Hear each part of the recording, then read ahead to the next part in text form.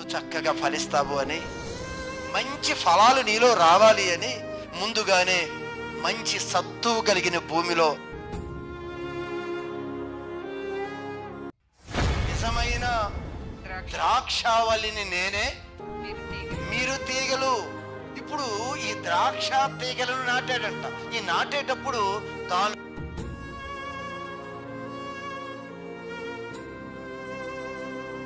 వస్తని చేతికొస్తాయి, ఫలం వస్తుంది, ఫలం వస్తుందని ఎదురు చూశాడంట. తీరా అది వెళ్ళి ఆ పండు తీసుకుని నోట్లో వేసుకోగానే నిజమైన ద్రాక్షావళిని నేనే, మీరు తీగలు. ఇప్పుడు ఈ ద్రాక్ష తీగలను నాటాడంట. ఈ నాటేటప్పుడు దానిలో ఉన్న రాళ్ళు అన్ని వేరి అంత చక్కగా భూమినంతా కూడా సేద్యపరిచి చక్కగా దానిలో ఈ ద్రాక్షావళిని నాటాడంట.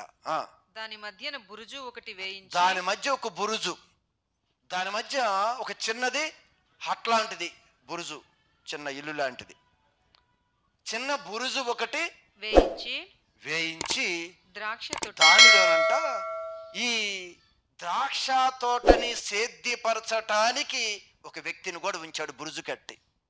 ఇంకేం చేశాడో తెలిసి ఈయన ముందుగానే ద్రాక్ష తొట్టిని కూడా తొలిపించుకున్నాడంట. ఇంక మొక్కే నాటింది, అక్కడ ద్రాక్ష తేగే నాటింది.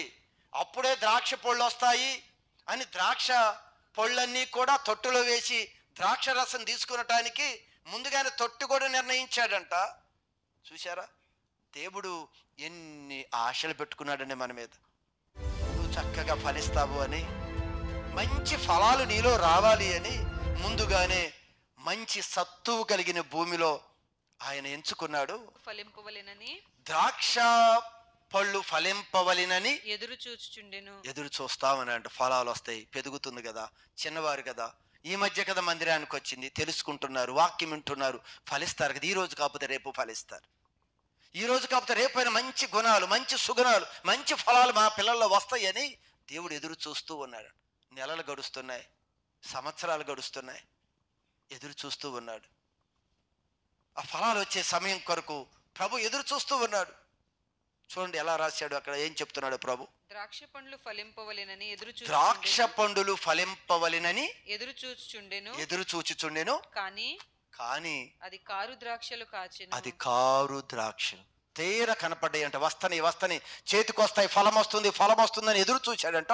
తీర అది వెళ్ళి ఆ పండు తీసుకుని నోట్లో వేసుకోగానే కారు ద్రాక్ష, చేదు ద్రాక్ష, తినలేని విధంగా ఉన్న ద్రాక్షలు ఆయనకి దొరికాయండి.